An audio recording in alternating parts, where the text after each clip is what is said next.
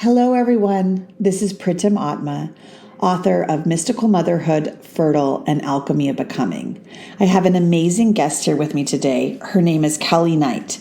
She's a natural intuitive and psychic medium who blends depth psychology with tarot to help guide people through life transitions and uncover deep truths about themselves. She's also the co-author of Spells for the Modern Mystic, a ritual guidebook and spellcasting kit published by Harper Collins.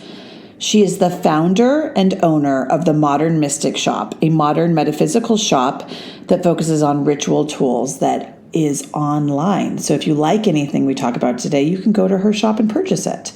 I had to bring her on as a guest. I think she is an amazing woman who has done so much in her life and has used spiritual techniques, technologies really, and these rituals to change herself. And so we go deeply into what type of rituals you can use in your own life and how to do it and what happens after you do. And we discuss what a ritual is. We discuss the elements and the directions and how to utilize this valuable information. And we go into different spiritual technologies. It's a great conversation. If you like this podcast, please leave a rating, share it with your friends, share it with your family, share it on social media. And if you want to purchase any of my books, please go to www.mysticalmotherhood.com. All of my courses are there. The ability to work with me privately is there. And if you'd like to contact Kelley Knight, all of her information is in the show notes. Thank you so much, and I appreciate you leaving a rating. Have a beautiful day, and we'll be back in a couple of weeks. I want to hear how you started your shop, when the book started to come through, how did you receive it? And how did you know? And did you start to do this, or was it like a channeled experience of you just, tell us about yourself. And then how did you create these rituals? So do you want to start with the business part first or the ritual part first? You decide. Okay. Well, for me, we'll start with the store because it's just more chronologically accurate. So for me, I had a very abrupt psychic awakening. So I was, it was 2011, like with everybody or with like a lot of people. And I was part of this sort of like transformational group and community. And I had like a very abrupt experience in a group setting where I had, like a physical healing, like instantaneous physical healing of an ailment. And then the next day when I woke up, I was able to see and sense things that I couldn't perceive prior in a very like overwhelming way. Like all of a sudden it was like all the lights turned on all at once. And I was like very confused and thought that I might be having some sort of psychotic episode. So that's really the start of like this whole modern mystic journey for me. From that point, luckily I got a mentor and I was able to harness these tools, and I decided to channel it into tarot. And so I started being known locally as a pretty well-known tarot reader. And I was able to kind of channel my gifts in that way to help people and to coach people. And then I realized that there was no place for me to take these folks for the tools that I use in my daily practice. So there wasn't a place in Atlanta to me that felt modern, accessible. Everything here is like 30 or 40 years old. And it's sort of like the old lady behind the curtain and the crystal ball kind of vibe, which is not really what I was interested in, or my clients. My clients were very average, not uber spiritual folks, looking just like for an access point. So that's when I started that idea of Modern Mystic Shop. Now, how the rituals come into that is that prior to opening the store, I was like doing tarot full time. I got very depressed and immobile. Like I basically canceled all of my sessions. I was unable to work. I was very, very stuck for 3 or 4 months. And my husband was great. Like he was literally like carrying me into my therapy sessions and like sitting with me because I could not get myself there. And one day I was like at this rock bottom point, and he said, he is a ritualist. And he said, why don't you try this road opening ritual? And it was passed down to him from Apollo priestess that he had been working with. And he said, give this a chance. So it was a full moon, and it was all that I could do to like make myself do this thing, but it clicked to do it. So I do this ritual with like, as if my life depended on it. Like that this was like the last chance that I had for freedom. And I was crying and I was doing it. And it was hours. Now I could do a road opener ritual in 40 minutes. But for whatever reason, it took like 2.5 hours for these fucking candles to, do you cuss in your podcast? Sorry. for these candles to burn down. And I was just like laying it out there. And I was in like so much prayer. And I was just like, please, like so desperate. And a road opening ritual, what it does is it clears the path of any blocks so that you can actually move forward with your life. So I did the road opener ritual. Within like 5 days of doing that ritual, one of my clients overheard me talking about my idea for the store and offered to give me the seed money to start it. Within like another week or two, we had the location, and within 30 days, we were open for business. Dang. And so that had me like a believer. There's something with this ritual work. Like I was able to transmute my emotional energy. I was able to put it towards a target, and I was able to instantly shift the way that my reality came back to me. So I was like, I'm on board. I need to learn more about this. So my husband at the time, he's now my former husband, but we're still very good friends. He had been studying, and this was his practice. My practice was more energy work, tarot, Kundalini, yoga, meditation. And so I started learning from him, and we created these little ritual kits that we were selling in our store. And there were 5 of them, just one for love, protection, money, etc. And we were teaching people one-on-one how to use this ritual, how to use ritual magic to transform their lives. And we were getting incredible results. People were getting new jobs. They were like instantly having like money fall out of the sky or opportunity, etc. And so the first set of rituals were designed and made by Brandon based on his study. And ritual magic kind of is like a way to tap into a process that unlocks the door. So it's like you can make up your own rituals if you want to, or there are also steps that you can take to make them more effective and more efficient. So he made the first grouping. Then simultaneously, I was like, there's a book that I have to write. There's a book that has to come out. And I got an agent really quickly, and people were interested in me producing a book, but all of the emphasis was on tarot because that's what I was known for. To like, the ritual practice was like more my personal practice, and we didn't talk that much about it. But then it just clicked for me, that's like, okay, these ritual kits are really changing people's lives. I have an idea of how we can make this into a book/product. So I'm just watching a balloon outside my window fly up, which is interesting with a big smiley face. That's a good sign. And that's when Brandon and I decided to partner on writing this book. So in Spells for the Modern Mystic, there's a portion of the rituals that came from him, and there's a portion of the rituals that came from me, and we collaborated together. And then I wrote all of the introductions and I wrote them all out, and I authored them. But for many of them, he gave me kind of like the steps and the ingredients. And these are all rituals that we use in our daily life. So it's not like I do some like super sneaky, extra special magic on the side, and then I'm just like schlepping these like basic spells to people. These are like the spells and rituals that we use to create our life. Does that answer your question? Yeah, and I have some questions. Sure. So I know we're similar in so many ways, like the awakening story, and then you're beckoning people into the awakening process through this, through your store, through these rituals. Mine's through motherhood. Sure. And so I have a question I've tapped into many things over the years, and then I really link in with Kundalini, as you do. Mm-hmm. And I link in, I do a lot of Lacey Phillips work, and those two have really taken my life off. Now with Kundalini, I see the effect, but I don't see it instantaneous.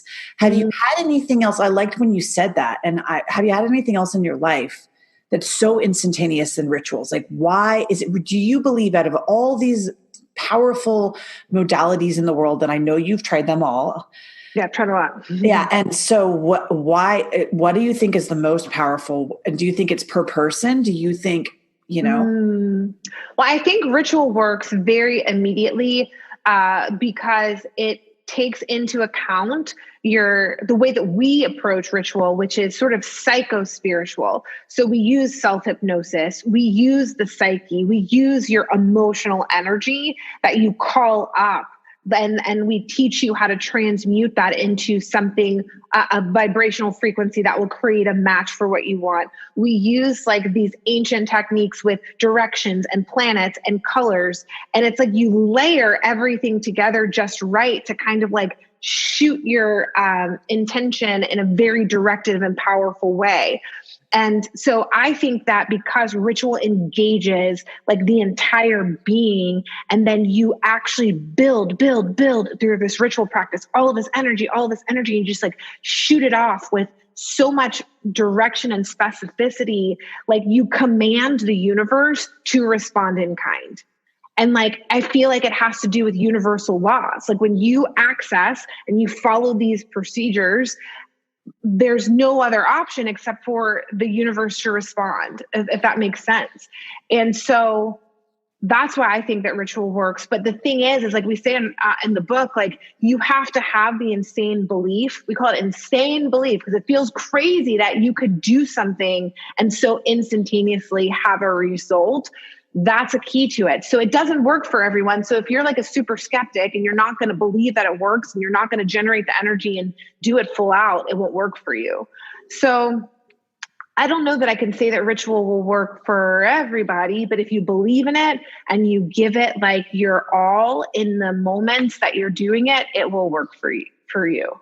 It's been my experience. And it kind of reminds me of, how Hari Jiwin explains, like, this is where your dad lives and this is where your mom lives in your auric field. And then this is why, you experience the other person from the point of view of being your mom or dad, or if you can break through that field faster with more energy and more velocity, then you can like almost break the spell, break the curse. Sure. Past, right? And it's like in your field, and then you can see clearly.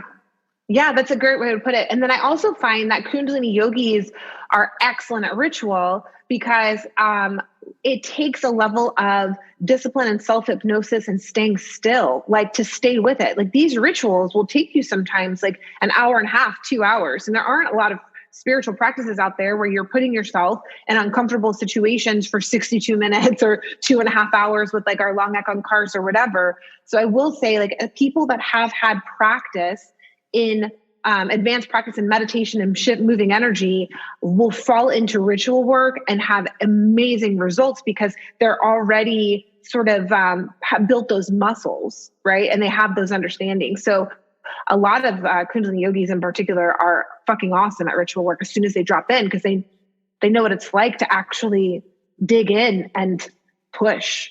Right. And they're ready and their consciousness is pretty clear. Now, can you give us some examples of people that have done this and come back to you and been like, holy shit, like this works. Can you believe what happened? Like, I want to hear those stories because I think they really make our consciousness know that things work. Well, I mean, would you be okay with me sharing personal stories or you can start anything you want to? Yeah. So this is one of the most amazing stories. I have so many amazing stories. So the first one being like the ritual that got me the store like very quickly. But we have a whole chapter in the book on ancestors, ancestral work, which I believe is the most powerful ritual magic you can do because our ancestors, I don't know how you see ancestors, but they're very close to us. Like in the astral realm, they're like most easy for the average person to access because they share our bloodline. They're already sort of like know where to find us. And it's just pretty easy to connect with them. And they can kind of they've got skin in the game, right? Because if we're here to elevate our lineages, then they're invested in our advancement because it heals the lineage frontwards and backwards is how I see it. So I'm looking over here because I have this ancestral altar that we teach you how to build in the book. And I'm also a psychic medium. So I do have the advantage of being able to like hear and talk to my ancestors in real time that most people probably don't. However, I was at Rama because all these crazy things happened to me and these big opportunities have come while I'm in like our Rama group. So I'm at Rama. I get this email where Good Morning America is offering us a slot to put one of our products on their morning program. I remember. Okay. So the catch was I had to have like $75,000 or $80,000 of inventory to be able to match the demand that they were anticipating, and I had a very short amount of time to raise that kind of money. And I had that money in the bank, but we were coming up to our holiday season. So all of our funds were really allocated towards our inventory. So I'm like, how am I going to get this money? And I tried all the conventional ways. We're pitching people. I went to banks. Yada, yada, yada. I mean, so many different like practical ways to get this money. And we were coming up on the deadline. And I looked at my calendar and I saw the day that we were supposed to be on Good Morning America was my grandfather's birthday.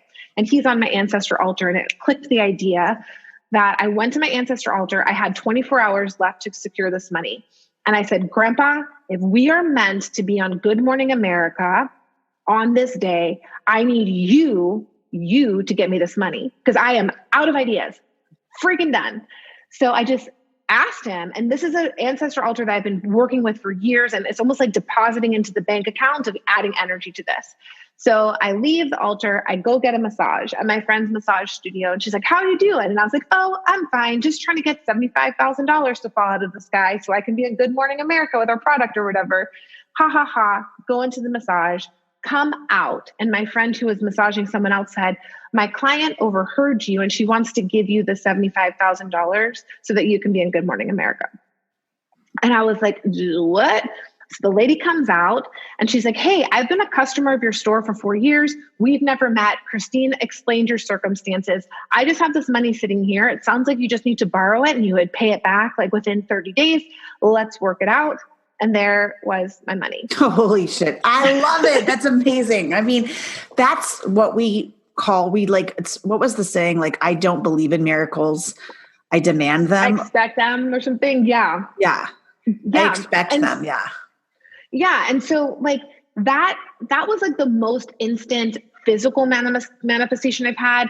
I've had dozens of people message us on Instagram regarding like our quick cash ritual, which is a little bit different. It's like a ritual that it has to be like a smaller sum of money that you need like quickly. Like people, I'm trying to think of more. They don't often go into like the gritty details of their accounts, but for years with these ritual kits, we get people every day messaging like, I got that promotion. I got that house. Like for us, also, I used like our ritual to obtain space. We were buying a house and there were like 10 people bidding for this house. And we put the bid in as soon as the place was available. And we did like our friend and I did together. We like built our little model and we did our road opener ritual in front of it. And we got the house and we didn't even have I don't even know if we had the highest bid. I don't know, but the magic made us get the house. And so every person that has done the ritual to obtain space that I recommend for either gets the house that they want or something better very shortly thereafter. The stuff just works. It works if you work it, you know? So let's do some examples of like how people can, and have you ever, actually, there's another question. Let's do some examples of different situations of different ways you can use the rituals, like maybe like 3. Sure. And then also, have you ever taken Kundalini meditations and put it with it and then amplified it? Or how do you play with these different, mystical tools that you have? So let me answer the second question first, because it's really cool. So when, two things with the Kundalini. What I do is instead of infusing Kundalini mostly into the ritual, I include ritual into the Kundalini. So for example, like with Soba Kriya has been very effective for me. So I make sure like when I'm doing Soba Kriya, I'm facing the north direction, which is increase. I make sure that I align it with certain planetary hours of the day. So if I really want to punch it through with Soba Kriya, I'll look at the day and I'll see, okay, what is the hour of Mars, which I was like, as like an energy of just like punching through. I'll do it in the hour of Mars. I'll face the north direction and I'll do Soba Kriya. So I'm like layering the magical principles that I know to enhance my practice, if that makes sense. Is that all in the book? Yeah. So in the book, we talk about the directions and what they represent. And we talk about the planets.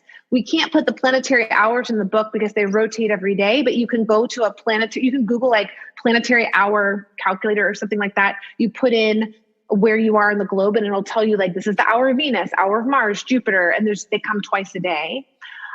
So I am mindful with like certain things that I'm doing with Kundalini to kind of like layer on some of these magical principles that I know about to enhance it. And with Soba Kriya, I think Soba Kriya is a fucking spell, to be honest with you. Like when we're doing like the God part, I actually see myself as God commanding the elements. Like that's what Soba Kriya feels like to me. And so it's like me and like I'm seeing like the tides at my command and the sun is rising and setting at my command and like me actually being like the God and master of my universe. And that feels magical to me, like to do that kind of extra level of like command of the elements. So that's kind of how it works. But then I will say when we have this money spell in the book and part of the spell, so you asked if we channel them or whatever. It's a combination of taking principles that we know that work for ritual work, and taking those elements and making sure that they're in the ritual. And then also, kind of channeling the rituals because I create my own rituals that are based on the principles. So when Brandon and I were working on the money ritual, I was doing what he had laid out and I was like, we need to change it. And so what we did was like, we included like the Jupiter finger and like plugging it into, we didn't call it the arc line because people don't know what an arc line is, but plugging it into your arc line and then charging your arc line and then seeing your arc line spill over with like basically gold coins. Like that's like raining over you. So like most ritual practitioners probably don't know about like the Jupiter finger and the arc line. And those are things that like when I was seeing the ritual come to play, that would enhance the potency of it, if that makes sense. Mm-hmm, mm-hmm. So you'll notice that in our money spell. It's like you click in your Jupiter finger. And then what was the question that you asked before that? Well, I have one in between that because as we were I'll go back to that one, but a couple things I wanted to just reiterate for everyone who's talking. What she's saying here is you're not only asking, you're commanding the universe to help you. And I've said it in other podcasts before, but nobody has the honor or the time. They don't take time to pray. And so it's almost like I sometimes command for protection and the things that I don't necessarily, like if I'm dating or something, the man just leaves. And it's because it's not supposed to be there. And your ego may think that's the right thing. Sometimes the things that are not supposed to be in your life leave. And sometimes the things that are supposed to come. And so it's not always like, I'm going to win $1,000. It's like, you don't realize that some things are not meant for you as you begin to command things. And so part of the process of this deep awakening to your, commanding and co-creating with the universe is also kind of your ego loss of like, oh, I really wanted that, but it's not going to get me to where I really need to go. Do you agree with me? Like things get taken away, I would agree. No longer needed. Totally. I would agree with that. And then also you have to be open to how the ritual shows up in your life. Like you might think that it's a very linear, like I need this amount of money. And so it's going to come in some sort of way. And oftentimes it comes in other ways, right? Like it could come with like free rent or it could come with like, you know what I mean? So absolutely. It's like, all of my money has come through different avenues. Yeah. So you have to have a lot of different avenues open. And sometimes you have to close avenues where you're not in the loop of abundance. In my point of view, like if it's like kind of a negative loop or doesn't feel right, those have to be closed and you have to trust that it'll come from another source. Yeah, that could be. It's so funny when I coach people, I just say like your job is to put the vision out there or like the intention out there, and then it's really none of your business how it gets to you. And if you get too wrapped up into the how of it, you'll choke off the magic and the synchronicity. It's like if you're already decided how it has to be. So it's like your job is to sit there, to do the prayer, to do the, I mean, we actually say ritual is an advanced form of prayer. That's what we actually say that I think we say, I don't know if we say in our book, but I feel like we do. But that's how we explain it to people, especially like being in the Bible Belt where Christian oriented folks will come into our store and be like, I feel called to do this ritual, but I'm not sure how it aligns with my beliefs. And it's like, it's just advanced prayer. And it's you co-creating instead of with the universe. It's like you get synced up with like the frequency of God and grace and you fucking go for it. Right. And that's also the Kundalini meditations are an advanced form of prayer. And it's like, I consider myself going to church for myself, with myself, always. And also with manifestation, I find that with me, like if I give less details, I receive more back. So like I was trying to find this house on the water and I just said like a few things about what I wanted. And then the more I let it go, the faster and the better it arrives.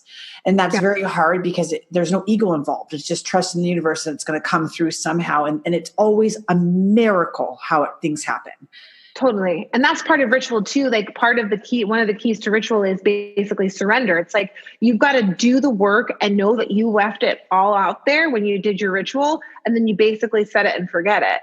And you just can't keep on. We don't want you to re-engage with it because what's going to happen is you're re-engaging it with your pathology, with your neuroticism. You're not re-engaging it with positivity, right? So you're never going back to like add extra good stuff. It's just usually like the lack of belief that takes you back. So how do you, before we go to the questions about specific rituals to use, sure, what do you recommend? So, I mean, this is the human problem that it's taken me years to get over, but like if you have like a goal in mind and you're going to get that goal, right? And so a lot of women, like it's in my world, it's like, I'm going to have a baby. And I'm going to have a baby and it's going to be, like I'm going to do it natural or I'm going to, then they go from natural, then they go to IVF and then like it has to be a certain way in the grind and the ego drive to get it. And that's, you can have that be transferred to money, to a business, to a relationship, to your mom, whatever. What do you do? Because then it never comes in that, like it really doesn't come the way you want it to. It doesn't, there's no it's intense. What do you tell people? What do they do to heal?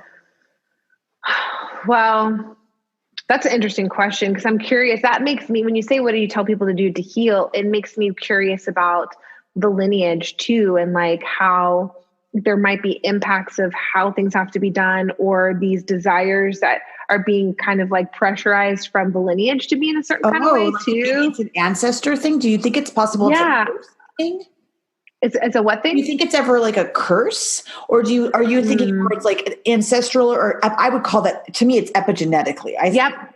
And so epigenetically, I say your family for many, many years, you were a breeder. Like, let's say like every woman in your family has had to have a baby and for me, it was always a relationship. Like I thought marriage was the way I had to be. And so as I've let the idea of the belief system of almost the constriction of I have to be married because it was in my lineage.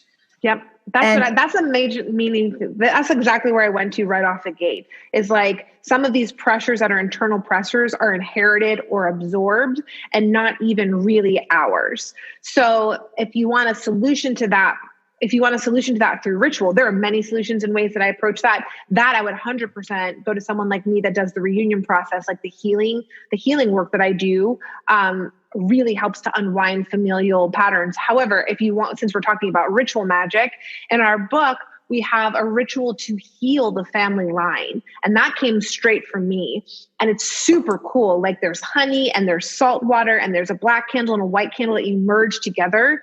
And it's really, I think it's under the ancestor chapter, but it's really to help heal and acceptance of the dark and the light that comes into us through our lineage, because it's not all love and light. And to honor like the generations that came through and that got us here, and to acknowledge like the blood that you carry to move forward, but then also to elevate it. So then I would say like to shake off some of that stuff with ritual would be the ritual to heal the family line. We also have a ritual around like basically as inner child work that would be super helpful. And then I would just say the ancestral altar, because basically what you're trying to do with, like, in this specific instance with having a child, you're trying to move forward your ancestral line, and your ancestors can help you with that. So I would like do an ancestral altar work after I did the healing of the ancestral line, and ask your awakened ancestors to facilitate or help with that process. Because a lot of times, I don't know I can't remember if you're a medium, but a lot of times the babies are like hanging out with the grandparents, like they're swimming around there, like the souls of them, like ready to come through the lineage. So I guess did that answer your question?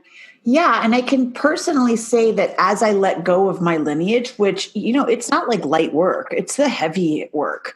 But I couldn't have found what I was supposed to do or move more into my own destiny or find what I really personally liked until I really disconnected from it, because my soul is really calling to not be with anyone, right? Like my soul is like, I couldn't do the work I'm doing right now if I'm married with children in the house in that typical thing. I wouldn't be able to do the meditations. I wouldn't be able to do the writing. I could have never created everything I've created had I continued in a marriage in that traditional form. And so what was taken away was I got to go to my destiny. And so, and it's like, we think it has to be a certain way, because I was always raised that way. So the women, if you're struggling, whatever you're pushing forward, which all of you are different, but a lot of you, it's, I have to have a baby in a certain way, and I have to time it right, and I have to be this age, and it has to look like this. And it's sort of like, well, let's really look where that comes from, and where does it run in the line, and how can you disconnect that so that it can come through in a different way? Yeah, 100%. I'm learning that recently, like, 'cause I'm recently divorced and I'm back into dating and in relationship, and like a lot of old shit is getting kicked up, and like my guidance and like the healers that I work with, they're like, this is ancestral. That's kind of like kicking up now. So there's the positive and the negative aspects of our ancestors, and they carry trauma and we inherit it and all of that stuff. And then I would say another thing that we talk about with magic that is taboo to some people is like desire, like actually being okay with the fact that you do have desires, because a lot of religious practices over the eons has made, like, I was raised Catholic, like to have a desire was selfish or wrong, or even the word was taboo. It's like, how can you get right and aligned with your desires and understand that like you are God inside of you, and it's your birthright to make these desires come to fruition. And I believe that the manifestation of earthly desires is actually a key to ascension, because actually what happens is you start getting the things that you want, and you start realizing your power, and then you kind of don't want them anymore. And then you actually get to a different level of your advancement, but you have to be able to achieve those desires almost as stepping stones to that kind of elevation, I think. Oh, and that's a really interesting thing, because I remember, I think somebody asked Guru Dev, who just passed. He was Satnam Rasayan, the leader of Satnam Rasayan, which is how I got into Kundalini. And he's, Yogi Bhajan gave him Satnam Rasayan, which is one of the most powerful healing techniques on the planet. And he says, go out and teach this. It's never been taught. Anyway, somebody asked him one time, like, what happens when we have no desire? He goes, you won't be here anymore. Mm-hmm. And so the point of them was like not to be here anymore, but like, I mean, you have to have fun with like what, so like if you look at your lifetime as this is your biggest desire, look at that as kind of, you're not getting it, or you have to work through it. Like once that's over, like then if you get through the biggest desire and you work through that, which is what my third book, Alchemy of Becoming, is on, is just like grinding through the biggest desire and working through the alchemical process of changing yourself so you no longer need it. And it almost in a way you find yourself and you become the snake eating itself, right? And in that, then I feel like I feel personally, I don't know if it's for you too, but then it's all my thoughts are not focused on that desire or the lack of it. I'm then focused on like what I came here to do. And so I become an open container for ideas to flow through, which is a lot more fun. And then that's the co-creation with the universe, where why not go co-create another planet or go co-create, it just, that's exactly what it is once you let go of these like earthly desires that trap us here, which is the money and the relationships and the family line, all the things we're talking about keep us entangled here. And you keep building. I mean, it depends on what you think about karma. That's another discussion because I think that we're shifting. I think karma has shifted, like what karma is or if it even exists. But some people would believe like the more entangled you are, the more karma you're continuing to create here. So the more likely you are to keep on revisiting Earth. So if that's not your goal, then like it's actually better to like not keep rebuilding karma. But I'm curious what you think about this. So like for me, what I've been noticing is like relationship is like a big desire of mine and like this like yearning that I have. And so I've noticed like when I'm in a relationship, it actually frees me up to do all this other work because it's like this anchor point and I'm not worried about it. And it's like a support that allows me to kind of like get further and wider. But then it's also still, that's a very earthly, like 3D desire, I guess. I don't know. What would you think about that? Oh, like you have the safety of what you want, so you're able to do that. Now you're attracting somebody who allows you that space to do so, and you're in a kind of relationship that is. Now, for me, I didn't know it. I didn't know why I was looking for relationships. So it's like back to the women that are looking for a baby, back to the women that are desiring like what, and I was my real reason for wanting to be in relationships is I wanted the third baby, and I thought the way to do it was this traditional way of a man and a woman get married and then they do it like this. And then they get married and then they have the baby and then they like cradle the baby. And it's like, no, there's actually, so it was my, understanding of like, there's a lot of different ways to have a baby. And the more power you have, the more you're so not scared to do it these alternative ways. So that was also a part of what I came here to teach women.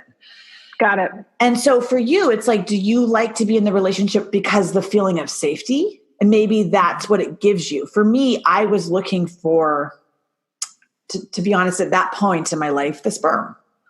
Like, it sounds it's like, and I guess I didn't, but then I didn't want the man to hold me back. Because once you get caught, Tage said it the other day very, very well. She says, she just randomly said out loud, she's like, don't go get married, any of you yet, because if you're not set in the destiny, you get locked with the man you're with for the rest of your life at that frequency.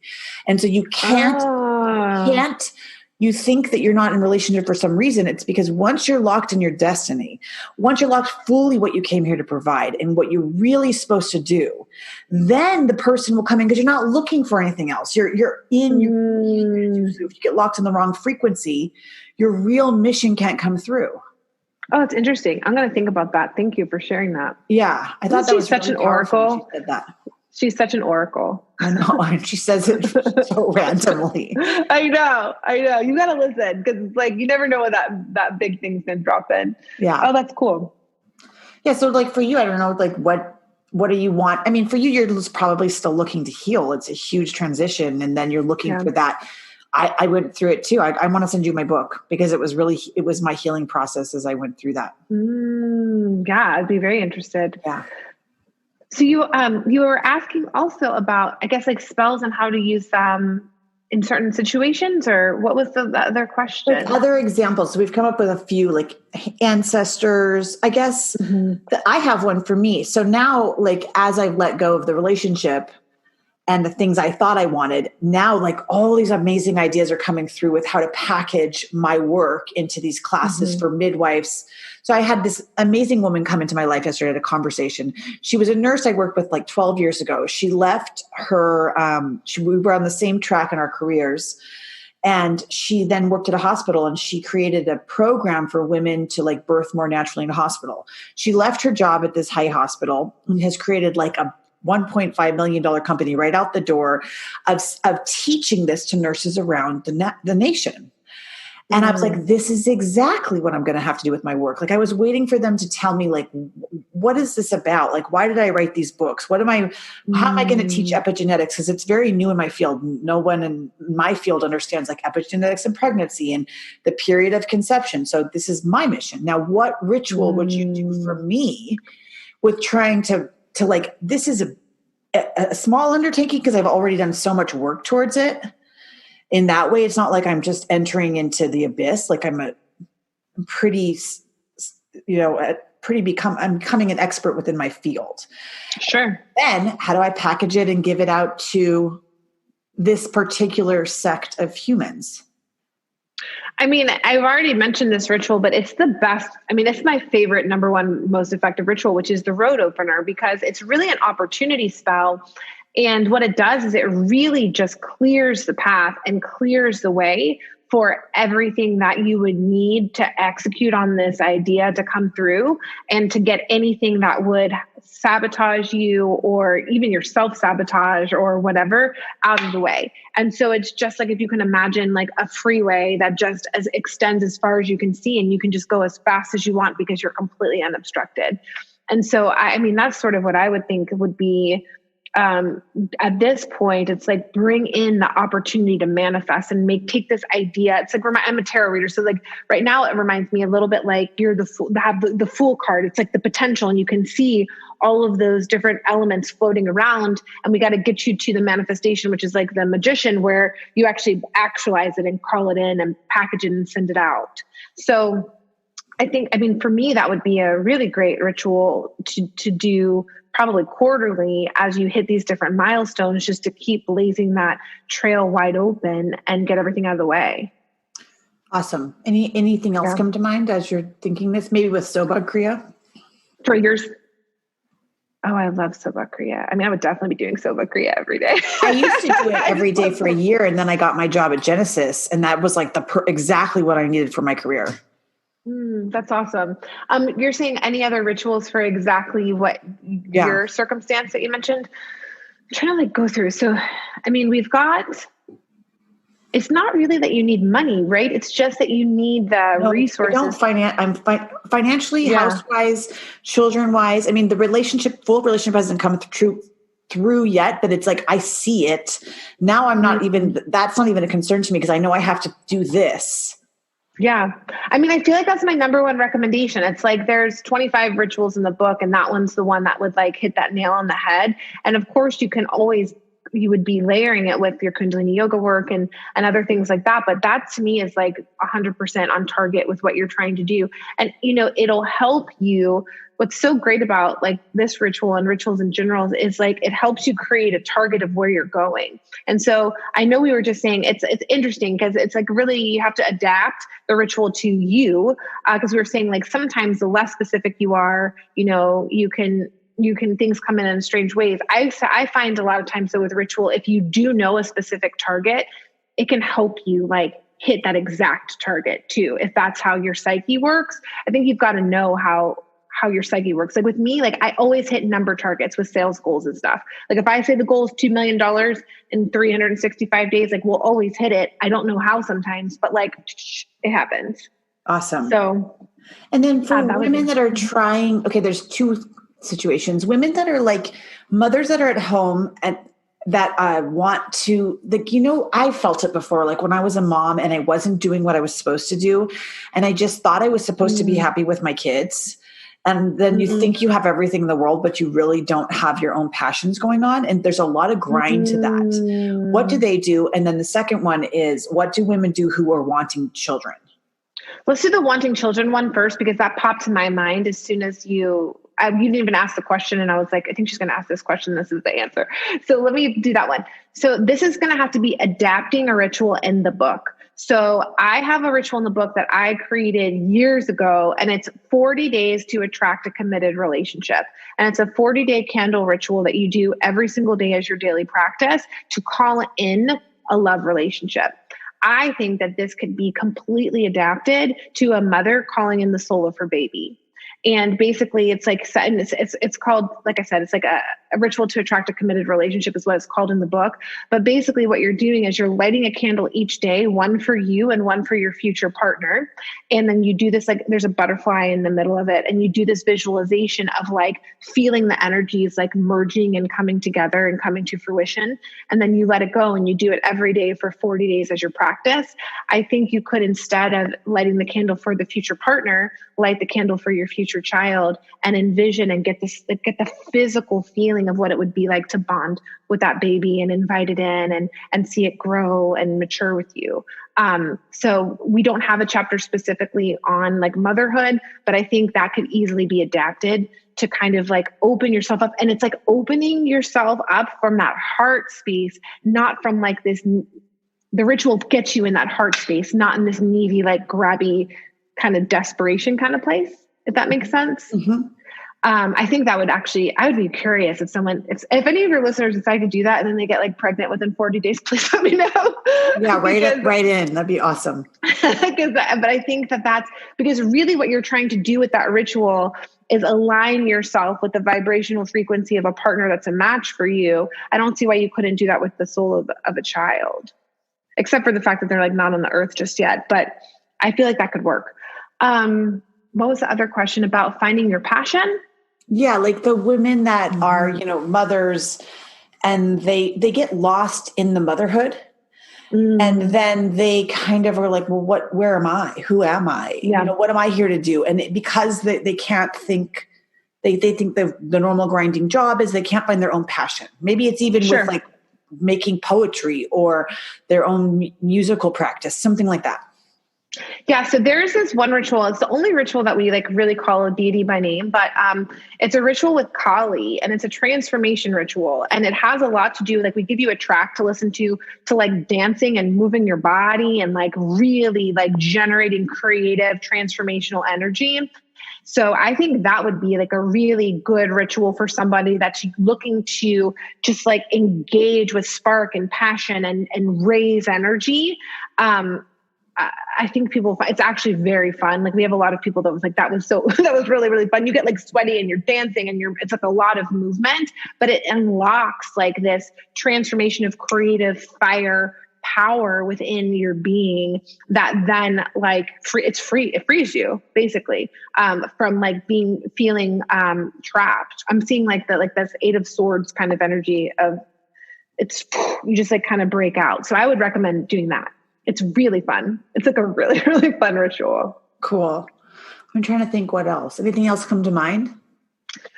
Yeah. I mean, so our book is broken down. So I can tell you the different chapters. Since there's love, there's wealth, there's ancestors, there's transformation, and then there's spaces. So, I would also say it's like we have this beautiful ritual to clear a space where we use like salt and alcohol and angelic beings to clear spaces. So I would say like, if you feel stuck in your life, oftentimes there's like, especially during COVID time where people were like really occupying a lot of space and then having a lot of cathartic moments in the house, et cetera, as we're processing this stuff, I would just recommend like always keeping your home clear. And that's a very powerful ritual to just like, I do it every new moon to just like reset the energy. And I would say like, to get more in tune with the planetary energies, like for instance, it's super practical magic, but like each day of the week is aligned with a planet and you can align your activities to amplify that. So for me and my business, Wednesday is the day of Mercury. So we have all of our meetings on Wednesdays and it's a really big day, but it's the best day for communication and for understanding. Fridays, we often have like creative space built in because Friday's Venus and beauty and creativity. So if you can learn some of these little hacks on how to align yourself with the planetary energies, you can get like more mileage out of your activities if you are strategic with it, and you can actually have them working for you. And then the final question I have is, you said north, west, east, south all have a point. I know that's in your book, but could you just say it quickly for us so that sure. Listening, like how they can utilize the space that way? Sure. So like north is increase. So if you want more of something, you would face north. Or for example, like I have my wealth altar. I've got altars all over my house. My wealth altar is facing north. It's in the north direction of the home. So because I want money and, opportunity to increase. South is sort of like to release things. So if like for us, we have this ritual called Get the Fuck Out, which is a protective ritual. So you're going to face south. Like anytime you're trying to banish something or release something, even if like, actually sometimes I was doing, I forgot what it's called. The Jupiter chakra. The Jupiter chakra. I feel like when I was doing that facing south because I was trying to release trauma and I was I was doing that one facing south. West is right timing. So if you want to manifest something with like, just like right organic timing, that's west. east is swift timing. So if you need something in a hurry, you would be facing east. And then northwest is it's like the optimal area, direction for ancestral work. Like they really inhabit that northwest direction. So your ancestral altar should be in the northwest corner of your home or the room that it's in. And these are just like, and then just really knowing like the planetary energies can also really, really help. But the directions, you can use them, with anything. Like you can think about how you line up your house. Now it is a little bit different than like the Kundalini way, because I feel like, I can't remember how they say the bed should be, but like in my practice, you should be sleeping with your head facing north. And I don't think that's how they do it with like Vastu I feel stuff, like it's southwest, but I don't follow it. I just have to follow my bedroom sometimes. Yeah. But so we try, but in magic, because of north, it's like, okay, I want everything to be like growing and be more positive, but it's really helpful if you can align with those sort of energies. It's like, kind of, why not? And then like align your yoga practice to it if you want to. This has never been taught to me like by a Kundalini teacher to use the directions. This is just how I've kind of merged my different modalities to enhance each other. And then for altars, you're just gathering what's important to you, because the people who are listening that don't know how to make an altar, it's sacred objects, right? Well, it depends. Like, yes, it's sacred objects, but like for an ancestral altar, there are specific components that we want you to have on that altar. So like it's an odd number of glasses, usually 1 to 3. You want to have a candle that's burning all the time. If you have any artifact or a photo of someone in your lineage, like that's great to anchor it, or one of some of their favorite food. Ancestor altar, you don't want anyone living represented on there. And then we offer you a ritual that you do one time to kind of open the gates. Some people will say that to build an altar, you need to have each of the elements represented. So fire, air, earth, water, to have it be like a balanced altar. I have an altar set up to a deity that I work with very regularly, and it's like with things that resonate with his energy. So it depends. Like altar 101, if you just want to do like a basic altar, I would probably make sure you have something that represents all of the different elements, so it's a balanced altar. But it gets more specific the more you're trying to anchor certain energies in the 3D physical space. And so it gets more specific, I guess, the more advanced you get. This has been awesome. Amazing. Thanks. Really, really good conversation. How can people find you? Okay, so we are modernmysticshop.com, so you can shop online. If you're in Atlanta, I would love for you guys to visit us in Ponce City Market. Our company is called Modern Mystic Shop. It's a beautiful space. On Instagram, it's modernmystic_shop.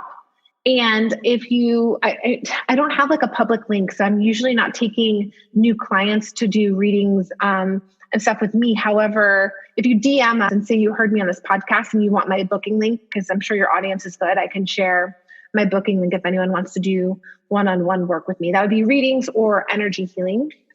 And then I guess lastly, every new moon and full moon, I do these remote group healings. You can find that on modernmysticshop.com under experiences, where I use the reunion process, which is my healing modality, to do like an energy healing on behalf of the group. And you don't have to show up to do it. I do it by myself, and then you get sent the recording of the transmission by 10 p.m. That night. Awesome. So that's what I got going on. And buy my book, Spells for the Modern Mystic, on Amazon. You can only pretty much buy it on Amazon these days or out of my store, because luckily we've sold almost all of them and they're reprinting. So that's good news. Good. Congratulations. Thank you. Thanks for the time. Yeah.